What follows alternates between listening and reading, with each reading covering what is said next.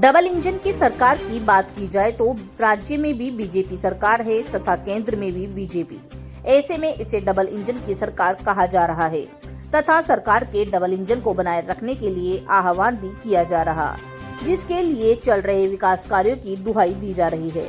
Double engine की सरकार होगी तो विकास कार्य इसी रफ्तार से चलेंगे।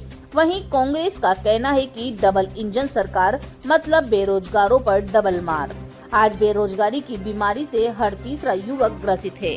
जहां 1.5 लाख से अधिक सरकारी पद खाली हैं, वहां न्यूनतम योग्यता वाले पदों के लिए भी graduate, post graduate, PhD holders line लगाकर खड़े हैं। वहीं राजस्थान में मौजूदा भाजपा सरकार पर कांग्रेस के वरिष्ठ नेता हिमांशु शर्मा ने सवाल उठाए।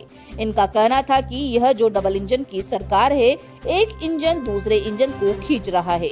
जनता के लिए कोई भी लाभकारी योजनाएं धरातल पर अब तक नहीं लेकर आ पाई है सरकार, बल्कि पूर्व में जो कांग्रेस सरकार ने जनहितैषी लाभकारी योजनाएं लागू की थी, उनको भी बंद करने का काम इस सरकार के द्वारा किया गया।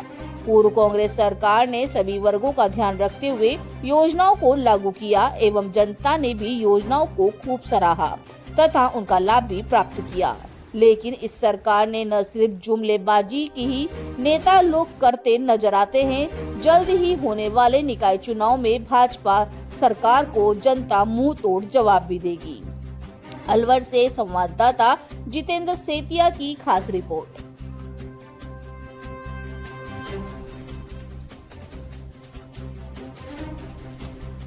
से जो सरकार है ये पर्ची सरकार है। जो बंदा सरपंच तक की स्थिति में थे उनको मुख्यमंत्री बनाया गया। जनता ने कहा भी कि इस तरह की पर्ची सरकार नहीं चलेगी। उसका परिणाम आपने लोकसभा चुनाव में भी देखा। 25 में से 11 सीटें जनता ने कांग्रेस की झोली में डाली।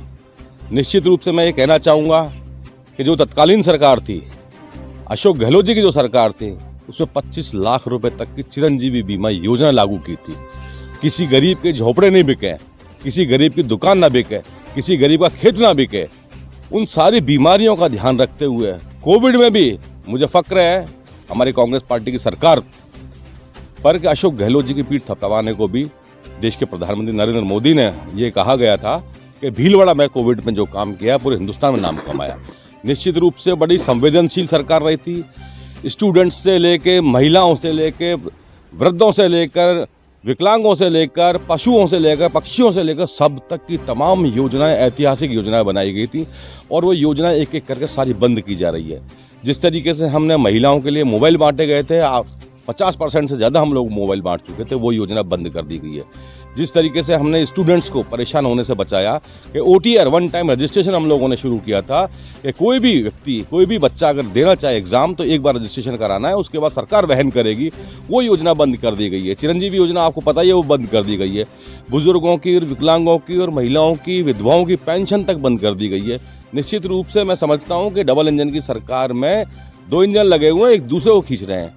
आज सिर्फ एक ही मुद्दा ये लोग उठा के रखते हैं, हिंदू, मुसलमान, सिख, ईसाई, बौद्ध, पारसी, पूरे देश के टुकड़े टुकड़े करने पर ये लोग आमादा है। निश्चित रूप से मैं ये कहना चाहूँगा कि आने वाले समय में भारी बहुमत से पूरे हिंदुस्तान में, पूरे प्रदेशों में कांग्रेस बहुमत के साथ आएगी, क्योंकि काम करने के लिए हकीकत में संवेदनशील सरकार है तो कांग्रेस पार्टी की सरकार है।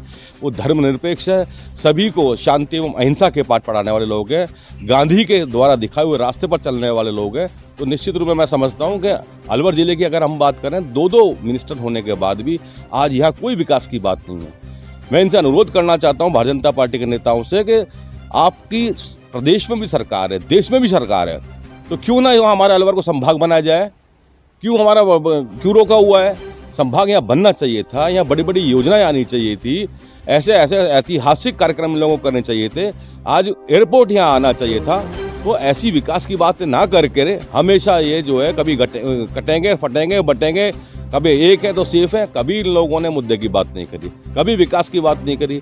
आज तक किसी भारतीय जनता पार्टी ने यह नहीं कहा कि हमने एम्स बनवा दिया, हमने हॉस्पिटल्स बनवा दिए, हमने धर्मशालाएं बनवा दिया, हमने स्कूल्स डाले हैं। ये हमेशा जो है मुद्दा विहीन राजनीति करते हैं और देश की जनता और प्रदेश की जनता समझ चुकी है।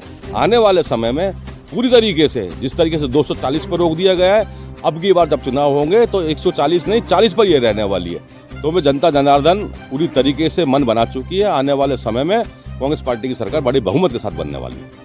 देखो, बड़े सौभाग्य की बात है, अलवर जिले में बड़ा सम्मान मिला है। भारतीय जनता पार्टी के नेताओं को दो को वन मंत्री बनाया गया है, एक कैबिनेट मंत्री यहाँ बने हुए हैं, सांसद जिताया है लोगों ने, वन मंत्री भी यहाँ के। तो निश्चित रूप से उनका नैतिक दायित्व बनता है। आज त्राही त्राही हो रही है पानी के लिए।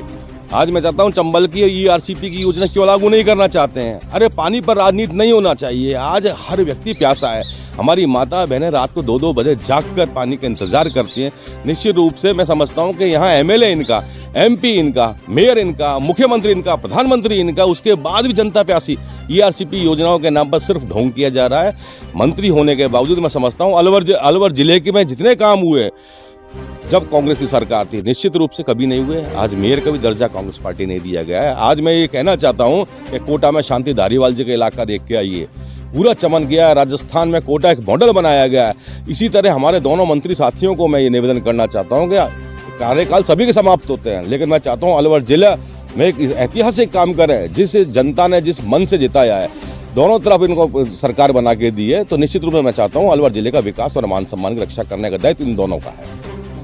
हिमांशु शर्मा, जिला संयोजक, महात्मा गांधी जीवन दर्शन समिति, अलवर।